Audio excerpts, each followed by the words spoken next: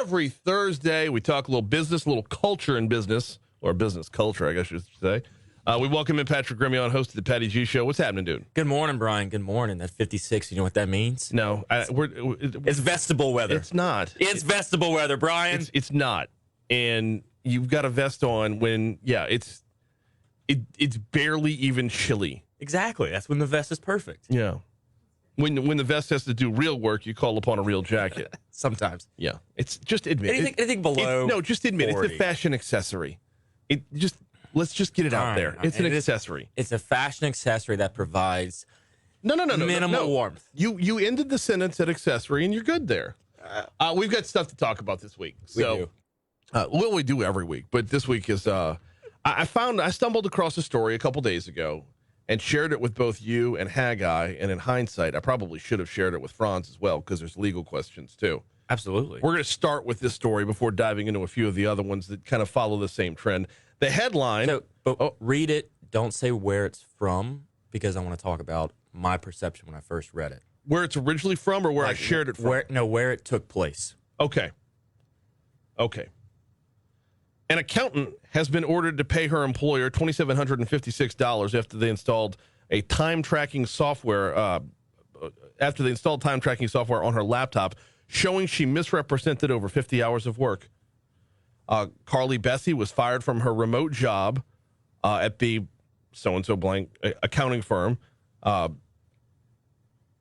She was fired last year without just cause, she claimed. This is according to a civil tribunal filed on the 11th of this year.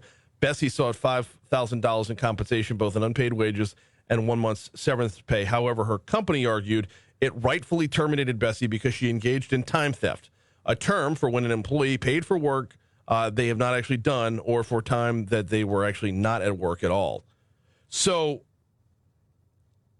she's just tooling around on the computer, claiming to be working. The software says otherwise, and the company's coming back saying, you need to refund us, pay us back $2,756. Your initial takeaway is what? So my initial takeaway reading through this was first and foremost, okay, this is something that, happens within American society and whatnot. Then it turns out this is in Canada. Right. And I was like, what? Canadian folks getting mad about this? Well, I mean, if I'm Reach CPA, the British Columbia-based CPA firm that is involved here, she's stealing their money. Oh, 100% she's stealing the money.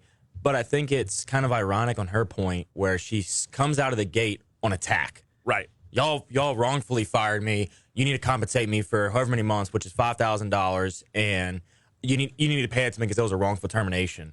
And then they're like, well, wait a second. Hang on. Let's back it up. First, no. Two, well, we can prove you actually stole from us. Since you want to go down this rabbit hole, let's now prove the fact that no. You actually owe us money because you stole. And then she goes with the defense. No, I was doing paperwork that you couldn't see on the internet.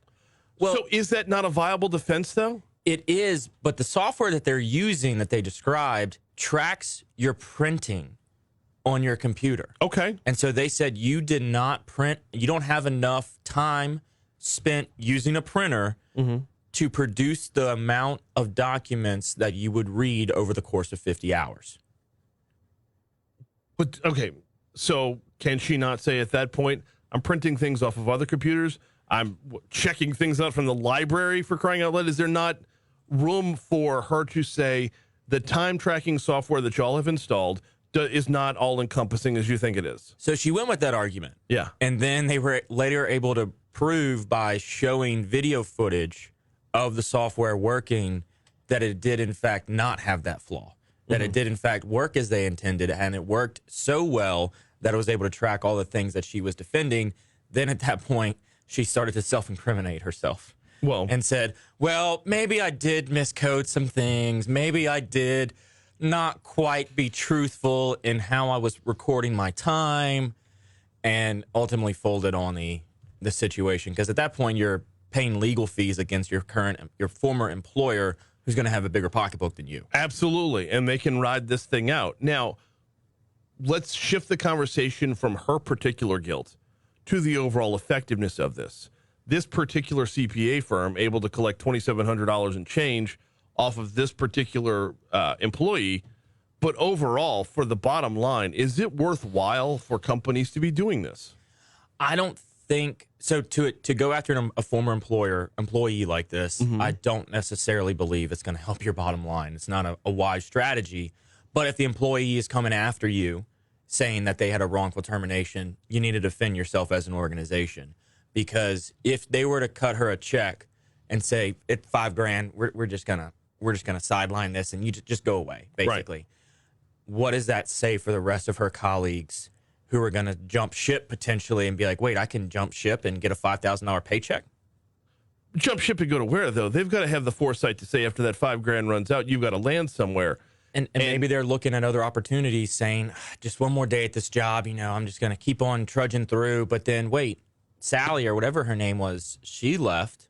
And not only was she stealing time, because we were talking about how unproductive we were, she walked away with a check for $5,000, and that's going to get her, 2 months pay or something like that to go find another job? Yeah. When Reach CPA met with Bessie in late March of 2022 to discuss some of the discrepancies recorded by TimeCamp, Bessie claimed that she felt backed into a corner and argued that she spent a number of hours working with paper documents. That's what you were talking about a little while ago. But the backed into a corner part is the part that I think needs to be a bigger part of the conversation. Because once you reveal, and I don't know if the employees know, hey, there's time tracking software on everything you're doing. You need to know, yeah, you're working from home, but we are watching every keystroke you make. If the employees don't know that and aren't cognizant of that all the time, now they are. And now they're going to feel like they are not in a comfortable work environment. They're going to feel like the place where I'm working right now has no trust in me, does not value me as a person, only looks at me as the number of keystrokes.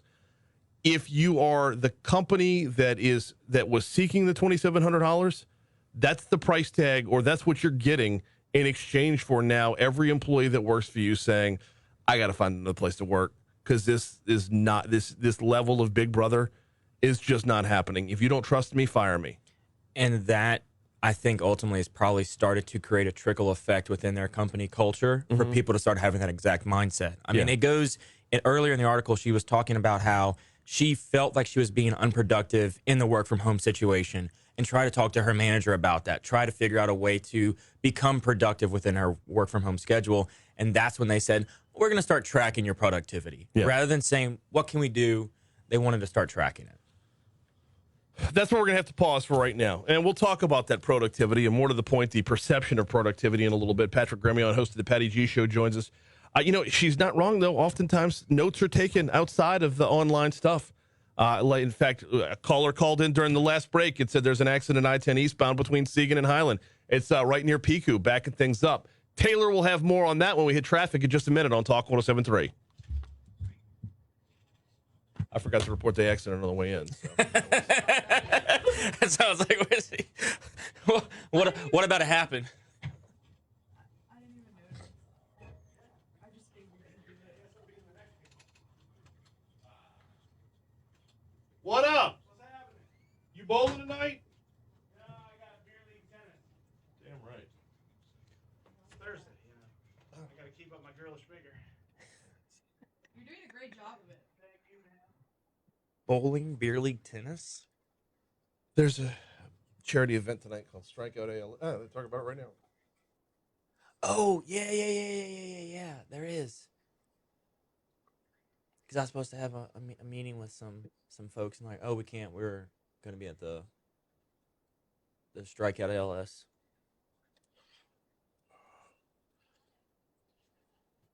Where's it at? Red Stick Social. Oh, they only have like 8 bowling lanes. Go upstairs. There's more. No, they only have 8 upstairs. Go up another floor. There's a 3rd floor with bowling There's alleys? 5 floors to that place. With bowling alleys? 2 of them have floor? 2 of them have bowling alleys. Yeah, I've only been on the 1 floor. Yeah, I think 2 and 4 both had, have like, bowling alleys. Like 2 private lanes, and there's like 6. I don't know, not public lanes, but community lanes. There you go. Yeah. What time is that? 5 till 10. I know. I'm gonna get home late. Yeah. Might see if Be dead on Friday. Huh? Oh, I got to go and cover it. Oh no, I'm one of the bowlers. Oh. We have a team. Oh, it's a team thing.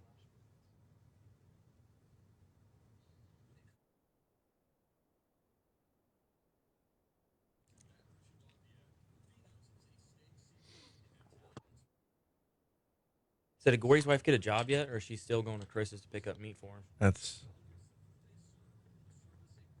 Chris's is coming by with a boudin king cake later on today. Yeah. You know, yesterday when I was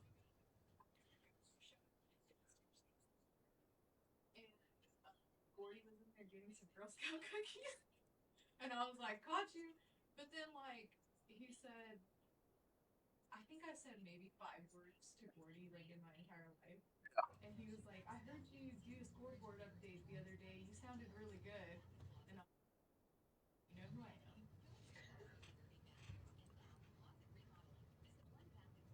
I said, "Thank you. I appreciate that."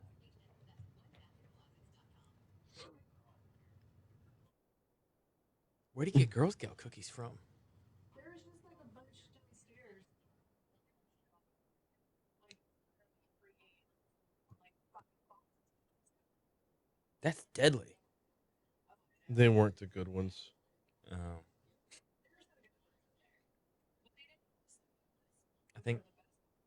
I think good ones and best ones from Girl Scout cookies is a subjective term, just like a significant wreck.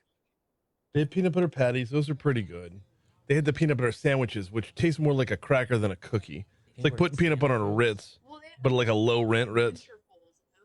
Adventurefuls are awesome. I wish the caramel in the middle was a little softer. Yeah. And it's it's like a crispy brownie with caramel in it and then chocolate drizzled on top. All the flavors are awesome, but Sounds pretty good. Where was I going? I was heading somewhere, and we drove by the Girl Scout cookie manufacturer. I'm sorry. Oh, it's like the best time. It's like one of the best times of the year. It is. But I'm like, where the are they? Like, I don't see any, so I need to find them. Like, where are the Girl Scouts at? It's not right now, right? Well, I don't Right know, now there's is not some the season. Well, I would Google that, but I'd end up on a list. Where are the Girl Scouts at? Need to find me a Girl Scout. Wait, didn't your daughters do Girl Scouts one year? Many years. Are they not doing it again this year? You're always you're always my easy quick order. I know. I'm thinking about putting her in Girl Scouts for a week just so I could be everybody's pusher. Take on the Nino Brown role again. Neither one of y'all knows who Nino Brown is, so don't even bother. Right? Yeah. I would. People will pay for it. I know. Pocket change. I can see Brian rolling up, popping his trunk full of Girl Scout cookies. What you want? You want some Samoas?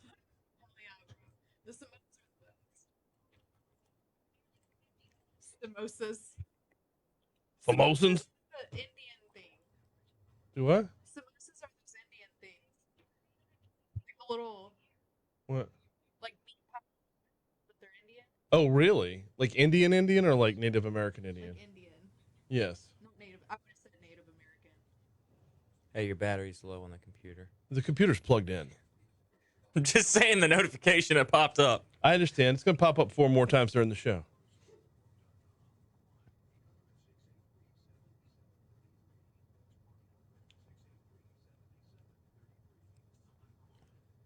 Hey, morning, Christy. Welcome in, boo. Welcome. We got all caught up on The Chosen last night. Chosen's Amber said awesome. She's got cookie pusher. Yep. Pusher Katie. I'm out now. I'm out. Brian's he's out of the game. He's retired. hung up his sash. Well, I mean, my laptop tracking has me doing that too much and not working enough. 652 Talk 107.3 FM, WBRP. Mornings with Brian Haldane rolling right along. We got Patrick Grimion in the house for a couple more minutes before we meet up with ABC News at the top of the hour. We're talking about tracking employees' productivity when they're working remotely. And it's... But it's not even just remotely. It's just tracking them all Well, the time. yeah, that's true. This particular case was remote, Yeah. and in most of it, if you're thinking about tracking your employees' productivity, the common association there would be remotely, because when they're in the office, you can see what they're doing. Yeah. And there's a number of different problems with the whole idea, and I think we started in on this before the break. Is it worth it for a company to do this? The dollars and cents that you would retain or recoup, are they worth the overall loss of morale, the overall loss of trust between the employer and the employee when it's brought around to that? I mean, especially if it's on a scale of, like, if you're the employer, you already know 100% of their time is not being spent on business. Right. If they are in a cubicle, if they're in their own office, if they're on an open floor in the office space, if they're at home, no matter what, 100% of their time is not going to be spent on business. No, and that shouldn't necessarily be an expectation. People should be allotted a little bit of a break from sitting down, whatever they're doing. Correct. I mean, sitting there for 8 hours or however long you're going to be working that day and cranking out everything and not moving, not getting up, going to the bathroom, not eating lunch, not doing a simple stretch around the office, it's probably not the most healthiest thing for you. And just dialed in so much to where you block out the whole outside world and you look up and you go, oh, 8 hours is gone. How many of your employees are actually going to be able to operate at that capacity without some type of enhancer to get to that level? Yeah. So with that in mind, is the perception of how much time is spent not working different if you're working from home versus if you're working in the office? Oh, I think 100%. Employers have this notion that if they walk around the office or walk around the workplace and they see you at your desk, they see you on the phones with a tablet, or they see you actively engaged in some activity, they associate with that they're working, they're doing their job. They don't know if you're playing solitaire. They're not checking to see are you playing tic-tac-toe with your cubicle mate. They don't know. They don't see and come in there and check, hey, Brian, what are you working on exactly? Can you show me what it is you're working on? Right. But whenever they're working at home, they have this sense of out of sight, out of mind, which means they're obviously not working. So we need to start tracking what they're doing, their keystrokes, their clicks, whatever it is that they're doing from home to make sure they're being productive rather than going and figuring out, let me just talk to them and see how from working from home is going and having check-ins. The buzzword for this technology, this nanny technology, is bossware, and it destroys it. Per an article that you sent over to me that came from, where did this one come from? Fast Company. It says, bossware destroys an employee's sense of autonomy and damages collective morale. It's no surprise that workers have described it as humiliating and toxic.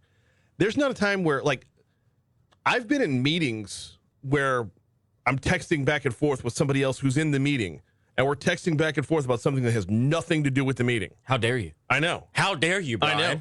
But you know what? You're going to pay that back? I don't mind saying it's a meeting. The person who I need to be paying attention to is right in front of my stupid face, and I'm like over there on my phone.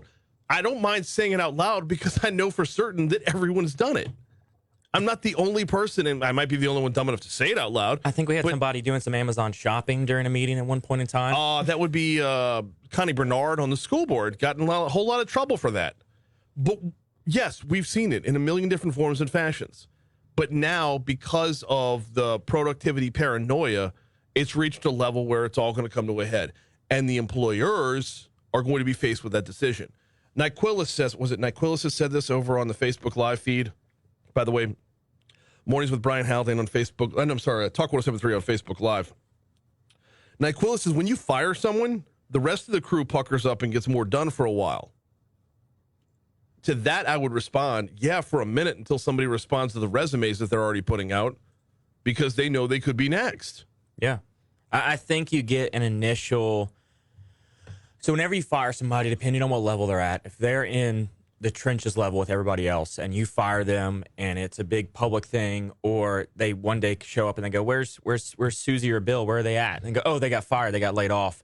Then everyone immediately goes, oh, great. Either A, I could be next. I need to double down on my work. Or B, I could be next. I need to refresh my resume. Right. I need to prepare if that's going to be me in the line of fire. But you skipped a very important question there. Susie got fired. Why? Oh, because they've got this software on all of our computers that tracks every second of our day. Really? All of us? Like, And then how is that? My question then is, how is that reported, and who are they paying to monitor that situation? If managers are sitting there with a screen of all screens and they're watching people do their work, I mean, what, like in is the that dark really- night? Yeah, right. Like all the phones are linked and all the computers are linked, and he's listening to everything all Right. at once. Is that really an efficient use of that manager's time to be monitoring and going, hey, computer number 4, what are you doing? Right. You're not doing your job. Like then at that point, it's just this total encroachment on the employees where you get backed into a corner. You get so uncomfortable with your work environment that ultimately you just throw your hands up and say, I'm done. What does amaze me about this, we only got about a minute left, is the number of employees who are like being honest about how productive they are at work versus what the employers feel is being shared with them about what's being done with work. A survey respondents were asked in a survey on a typical day, how much do you agree or disagree with the following? I feel productive when I work. 87% of employees said, yes, I feel productive. Whereas from the leader's perspective, those who say they have full confidence that their team is productive is the remaining 13%. No, it's not even 12%. Oh, I'm sorry, 12%. You're right. So right there tells you there's a gap on both sides. We're just out of time. Who's on the podcast this week? Matthew Holmes from Holmes Building Materials. Yeah. And he told me that he actually listens to this segment. So if you're listening, Matthew, good morning, sir. There it is. You know where to get the Patty G Show. Basically anywhere you get your podcasts or right here in the Saturdays on Demand lineup. Saturday nights right here on Talk 107.3 FM. He is Patrick Grimion, host of the Patty G Show. Dude, we always appreciate the time, man. Good conversation this morning. Thank you, Brian. I'll be monitoring your work. Yeah, you better be. Minute for minute. We're going to get to the ABC News here at the top of the hour. Check traffic, weather. Then hour 2 is coming your way next, right here on Talk 107.3 FM. Did the audio file work for you last week? I know the audio file wasn't there. I meant to tell you that. I've been meaning to tell you that all week. When I went to do that, because I had to do it a little bit early because I was leaving for St. Louis. Yeah.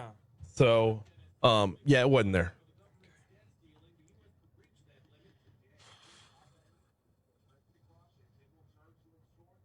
So a M4A won't work for you. No. Okay. MP3. MP3, got it. Okay. That's, Yeah, M4A, it's like that. That's what you get off your iPhone. Yeah. And we're working through this new system for 23 where I'm not the one doing all that stuff anymore. Yeah. So we're working through the bumps in the roads and the hiccups, but I'll make sure that we have the MP3 file in there for this week. I'm sorry, say that again? I'll make sure the MP3 is there this week. Thank you. Yeah, it'll be early again. In fact, if you could do that today, yeah. Okay. Because I got to drop that time of I got to be out of here by 1 o'clock tomorrow. I can't do my usual working all the way till 6 p.m. on a Friday with my stupid 15-hour workday. Okay. What time do you leave today? I'm hoping to be out of here by 1 today. By 1 today? Yeah. Okay. If it's in there for first thing tomorrow morning, I'll take care of it during the show or right after the show. Yeah. I don't know. I don't think it. I'm gonna shoot an email and see if they can get it done today. Mm-hmm. I won't be able to personally do it because the way I convert it is on my home computer. That's fine. So. Galen says, speaking of time theft, let's squeeze a couple more minutes out of you. Speaking of time theft, how about the coffee pot talk?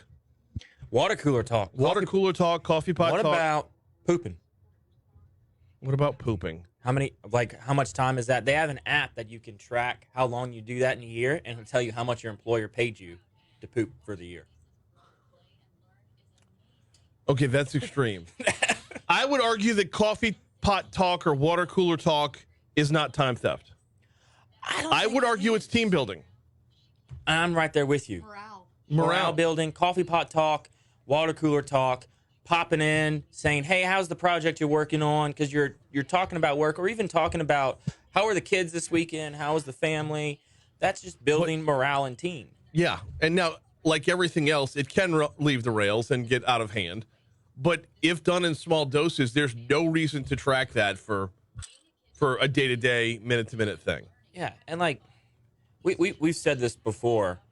If you're tracking somebody's time and energy and efforts into something as opposed to their output, Yeah. are you really looking at the best data to determine are your people being efficient and productive? Right. If you're saying, oh, well, Brian had an hour lull, what happened? Well, maybe he napped so he could perform better in the next segment or something like that, you know? I often nap between segments. Look, I've got a couch in my office exactly for that. All right. That's what I'm saying. I never used it. If I nap in my office, I put my head down on my desk because I'm scared to death that if I were to physically lay down on the sofa in my office, I wouldn't wake up until like 10 hours later. You wake up for the next, you go put your head down at like 6, wake up for your next 15 minutes. next morning show. 15 minutes tops. Yeah, but still, like, okay, so then could the argument be made that you just admitted stealing 15 minutes of company time if they're doing this tracking data? Like, to what end Well, does this so go? here it's a little bit different.